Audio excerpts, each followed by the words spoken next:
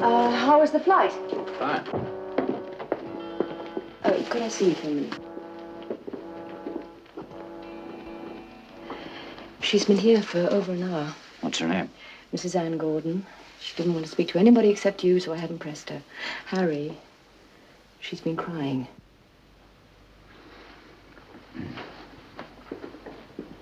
Hi, I'm Harry Rule. How are you? Can I take your coat? No, it's all right. Well, why don't you tell me what's wrong? I don't even know why I came. Ladies and gentlemen of the jury, for nearly 3 weeks now, you have listened with patience to the massive evidence put before you. But there is no doubt in my mind that the 3 accused, David Blair, Henry Franks, and John Stewart Gordon, are the 3 who made the savage and fatal attack on police officer Stangate. I couldn't think of anything else to do, I suppose. All these last months, and now this. One by one, their pleas and alibis have been shown to be false. The case against them is irrefutably proven. I'm sure that your verdict will reflect that conclusion. This has been a long and tiring case for all concerned. And I suspect that counsel for the defense will wish to address at some length. The court will be upstanding.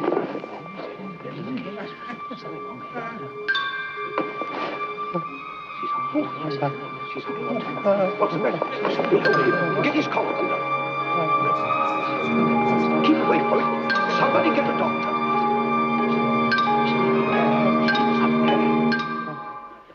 Keep away, keep away. My husband. I haven't seen him for 2 days. Find him, please, before he does something terrible.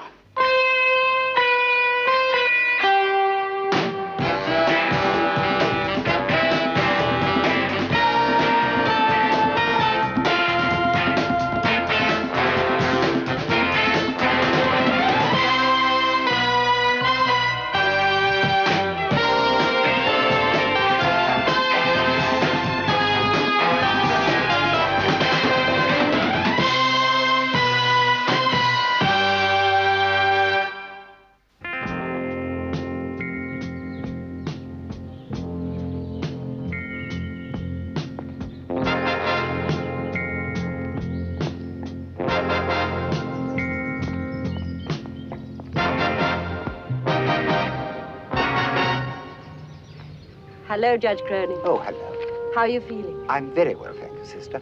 You know, the way you're caring for me, I should be back in harness very soon. Good. You sure you're quite warm enough? Yes, thank you, I'm fine. Isn't it a lovely day? I wonder if the weather forecasters ever confessed to misleading people. Oh? It was supposed to rain. Oh, was it?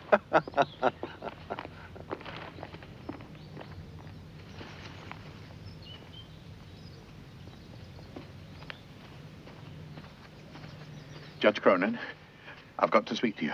Who are you? My name's Gordon, Arthur Gordon. I'm John Gordon's father. This is highly improper. Look, I must leave immediately. You're not being fair. And will not speak. That boy's only 18. There is nothing you can say to me. Understand. Now, will you please leave me alone? Take your hands off me.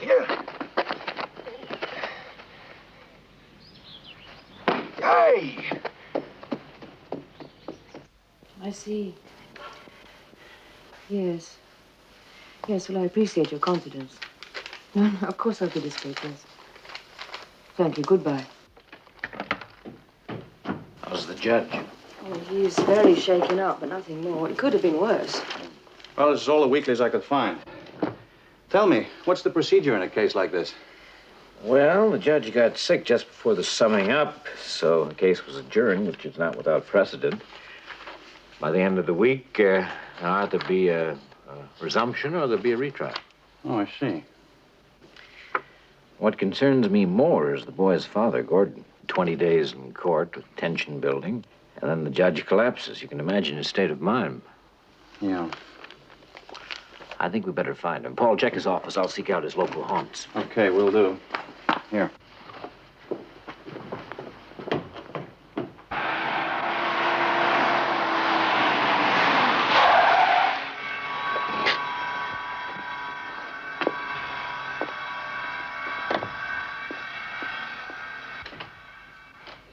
Hello.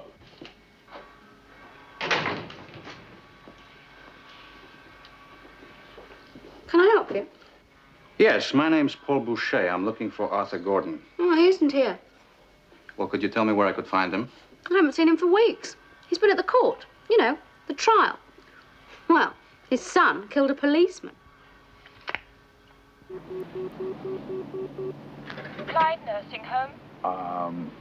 Judge Cronin, please. Who's speaking, please? Clerk of the court. Judge Cronin here. Judge Cronin. I just want to apologize about this morning. Hello? Hello? Hello? Hello? Hello?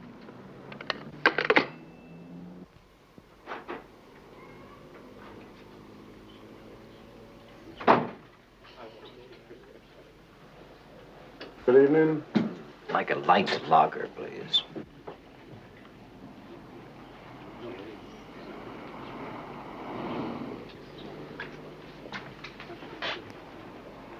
Mind if I sit down? You're, Arthur Gordon, aren't you?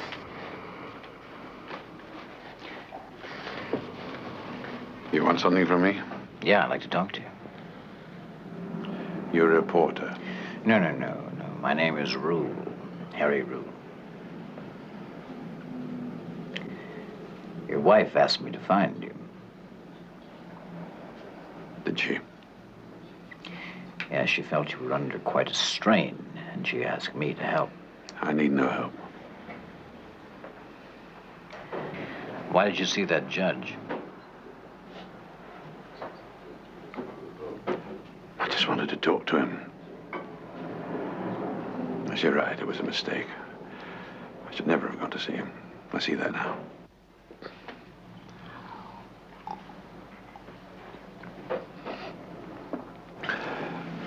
Vodka, sir? You married? Divorced. Children? One son. Normal? I'm sorry. Is he normal? Oh. Yes, I'd say he was. How old is he? He'll be 6 on his next birthday. 6. Oh, just imagine he were 18. They're starting off at university. Good business ready for him to take over. Business I started from nothing. And now he's on trial for murder.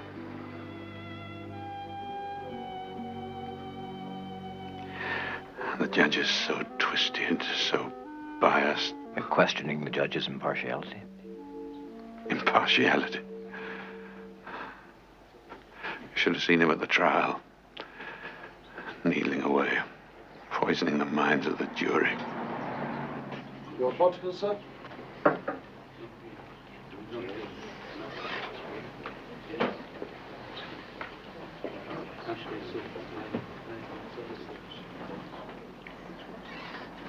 I'm going to give you some advice. Go home to your wife. Go home and stay home. You think you'll get a fair trial, eh?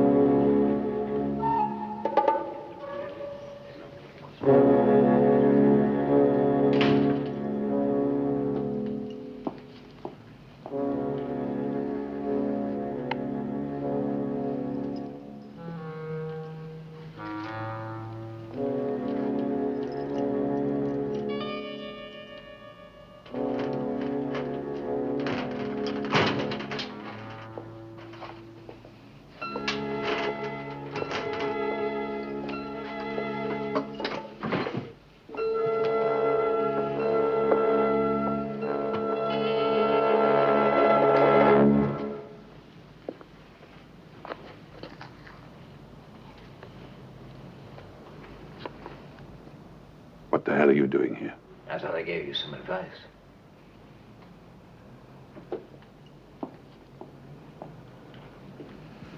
Why did you follow me? I wanted to help. What are you doing here, Gordon? I hate to mention it, but this does happen to be my office.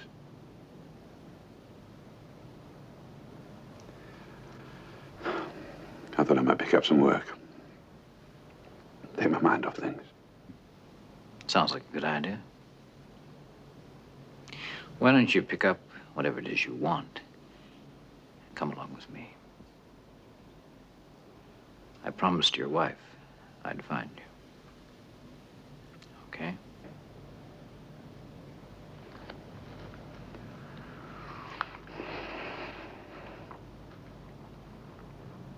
Okay.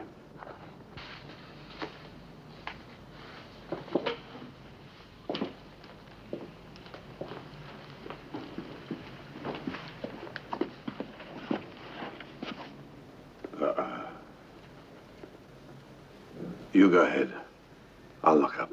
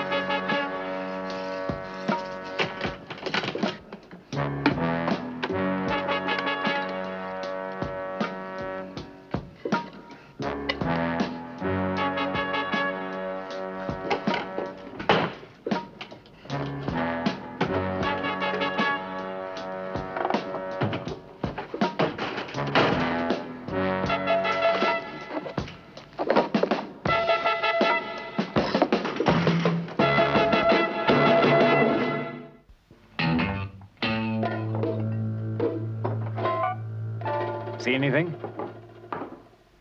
Well, there's no blood. Ah. Listen, why do you think Gordon tried to fix you? Oh, I don't know. Guess he just wanted to get me out of the way for a while.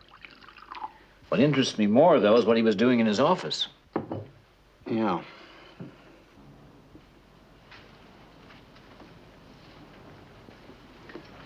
Oh, I guess, this will do.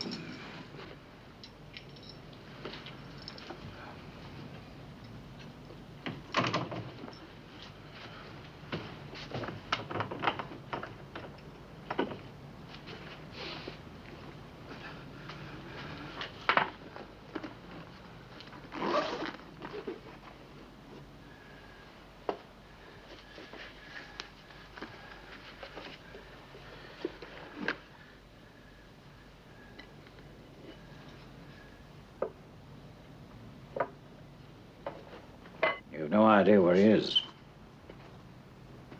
No. Mrs. Gordon, does your husband have a gun? Gun. Yes, he used to keep one in the office. It was a small Colt. Black, I think. I see. Yes, but it can't be fired. Arthur fired off the firing pin. Firing pin, yes, that's right. Yes, it was quite useless. I'm so sorry, Mr. Rule. Well, thanks for talking with us.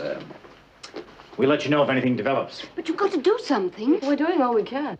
But you don't understand. Arthur... Oh, I should have told you the first time I came to see you. 5 years ago, my husband had a breakdown.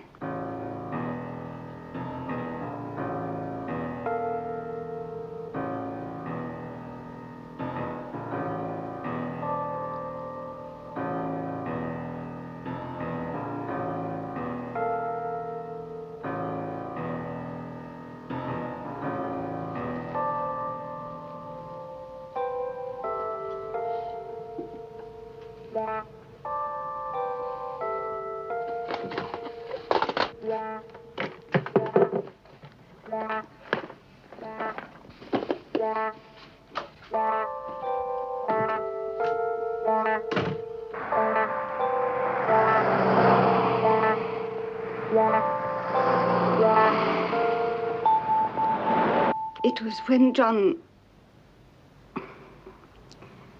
my husband, and he never seemed to be able to talk.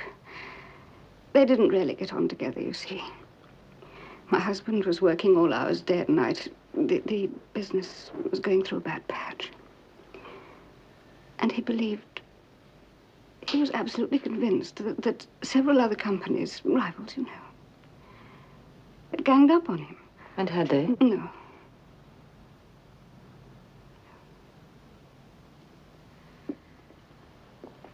Oh, no, it was... The psychiatrist called it a persecution complex brought about by stress. He just cracked with the worry of it all. And... It's all right. Now, come and sit down. Come on. Now, go on, Mrs. Borden. Oh, seeing him sitting in court day after day. I saw the same worried torture. The same symptoms? Yes. Yes. Persecution complex. And the judge is the persecutor.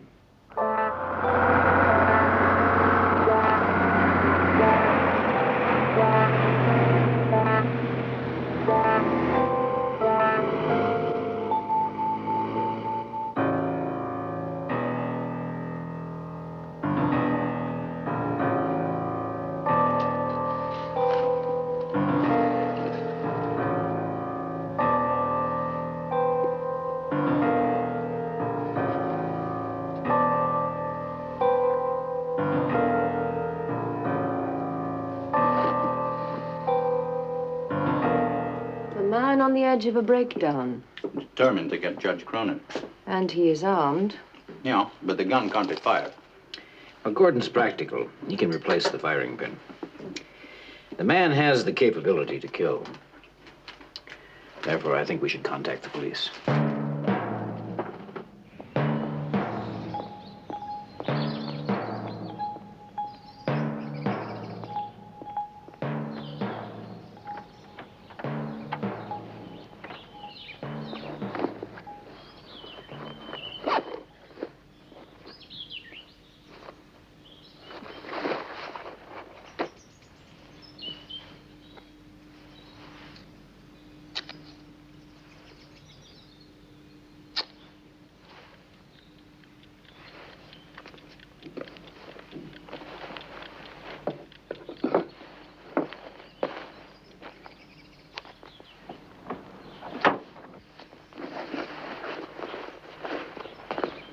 We're used to a lot of false alarms in our work, Mr. Rule.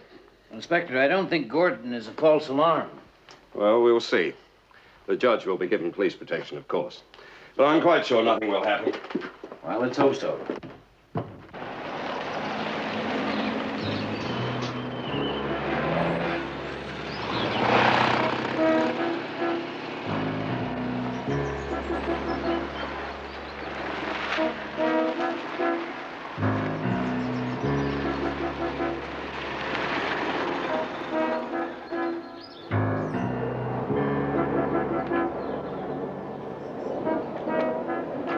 I say, is all this really necessary? Well, goodbye, sister. Thanks once more. Goodbye, sir.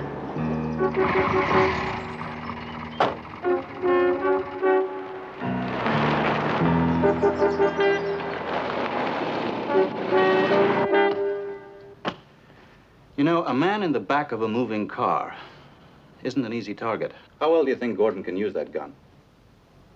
Well, he was in the Army, but that doesn't mean anything.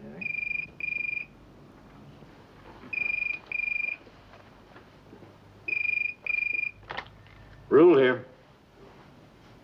Yes, Mrs. Gordon. Okay. Right. Bye. He just walked in his own front door. Well, that's a relief. I'm not so sure about that. I still don't understand why he was in his office.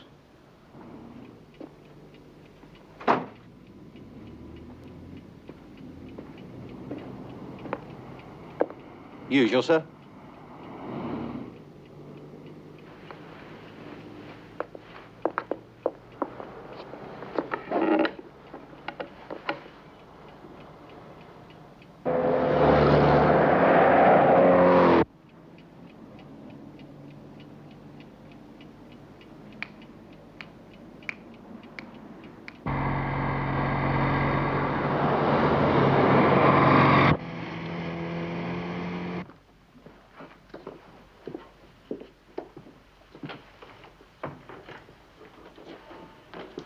What are we looking for? I don't know. I followed Gordon here last night, though.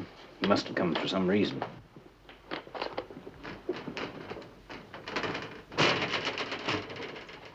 Break it open.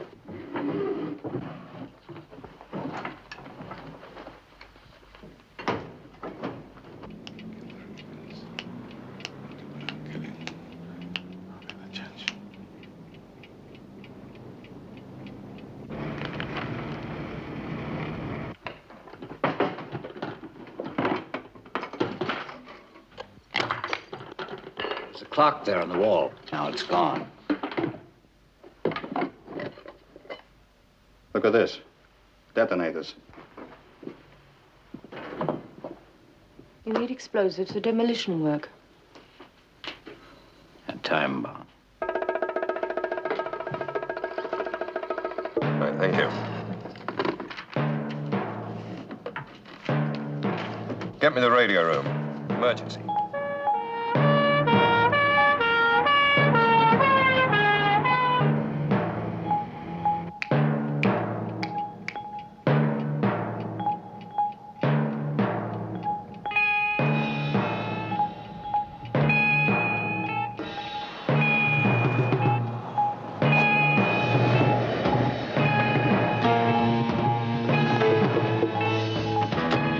Radio message, sir. There may be a bomb planted in your car. I would have thought that rather unlikely.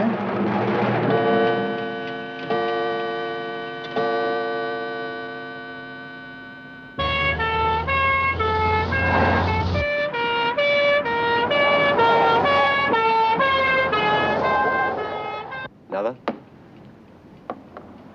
Oh, as usual, that's 7 minutes fast.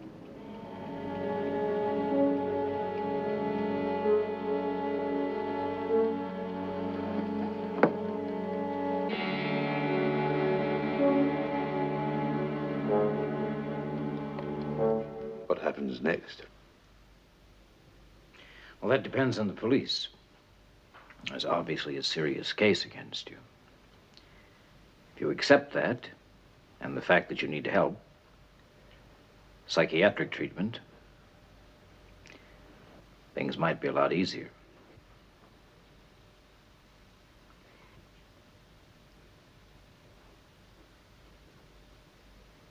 It was all for the boy. Before I deal in points of evidence in detail, it is my duty to remind you that the onus of proof lies squarely on the shoulders of the prosecution. You may feel that the evidence presented against Blair and Franks satisfies you of their guilt. But in the case of John Stuart Gordon, you may prefer his version of what happened on that night in question. If you do, or indeed, if there is a reasonable doubt in your minds as to his guilt, then it is your duty to find him not guilty.